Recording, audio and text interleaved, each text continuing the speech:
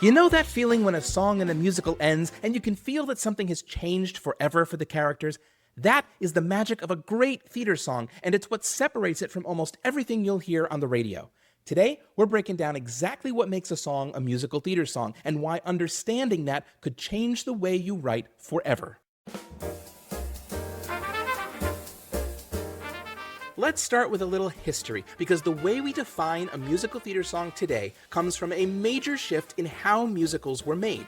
In the early 20th century, Broadway was dominated by revues, star vehicles, and loosely plotted shows. Songs were often there to show off a performer's voice or get a laugh, not to move a story forward.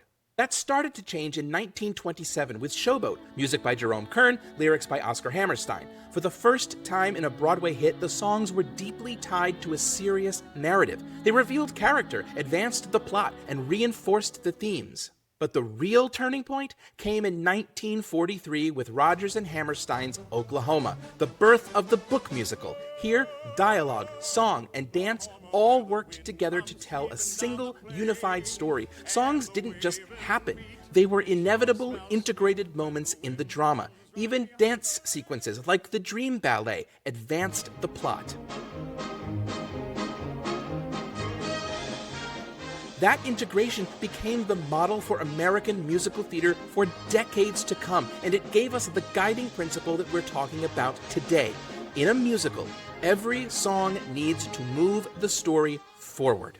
And if we haven't met yet, hi, I'm Brett Boles. I'm a composer, lyricist, and book writer with 25 years in the industry. My shows have played in New York and in London. I've worked with Tony winners and Grammy nominees. I'm a proud member of the Tony-honored BMI Musical Theater Workshop, and I run the MT Songwriting Studio, the largest private online songwriting education program in the country.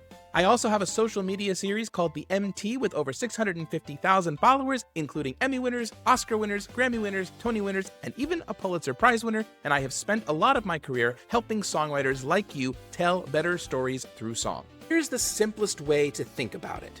A pop song usually expresses a state of being, a mood, a feeling, a moment in time.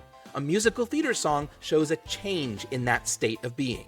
By the end of a good theater song, something is different. A character has learned something, made a choice, or the plot has taken a step it can't take back. Lift up your head, wash off your mascara. Here, take my Kleenex, wipe that lipstick away. In Little Shop of Horrors, Audrey starts this song unable to accept kindness. She's been in an abusive relationship and believes she doesn't deserve better. Seymour, meanwhile, has been too insecure to confess his feelings. Seymour's your friend. Nobody ever treated me kindly. Daddy left early, Mama was poor. I need a man and I follow him blindly. He'd snap his fingers at me. I'd say sure. At the start, Audrey can barely believe Seymour's affection. But Seymour reassures her. Suddenly Seymour, standing beside you. You don't need no makeup, don't have to pretend. The turning point comes before the bridge. Audrey starts to believe she might deserve love. By the final chorus, they're not just singing together, they've chosen each other.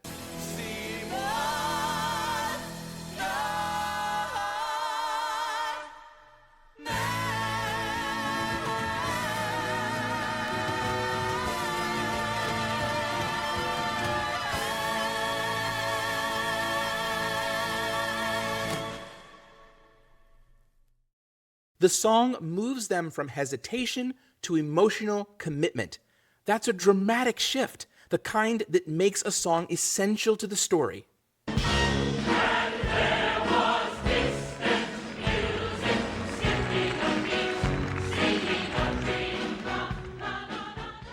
This one's different. In Ragtime, Mother has found her independence and her voice. This isn't a hopeful dream, it's a moment of acceptance. She sings,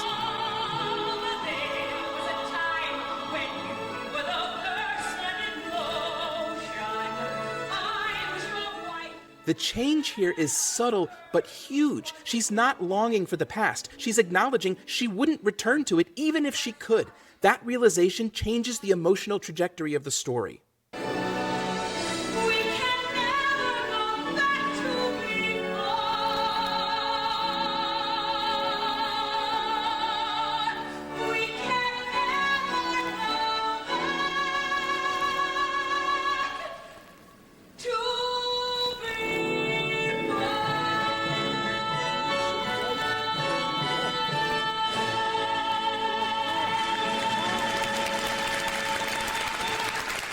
Now, compare that to Someone Like You by Adele. Brilliant pop song, raw, emotional, unforgettable, but dramatically, it's static. Never mind, I'll find someone like you. I wish nothing but the best for you too. Don't forget me, I think I'll remember you say. Sometimes it lasts and loves, but sometimes it hurts instead. Sometimes it lasts and loves, but sometimes it hurts instead. The feeling at the beginning, heartbreak and longing, is exactly the same at the end. And that's perfect for pop because its job is to capture and sustain a mood. But if you dropped it into a musical without changing the context, the story wouldn't move forward at all. So here's your takeaway. If you're writing for musical theater, every song should do something. It doesn't have to be a massive plot twist. It can be an internal shift, a choice, a revelation, but by the end, something must have changed. Over the next few videos, we're going to dig into the tools that make that change happen in every song you write.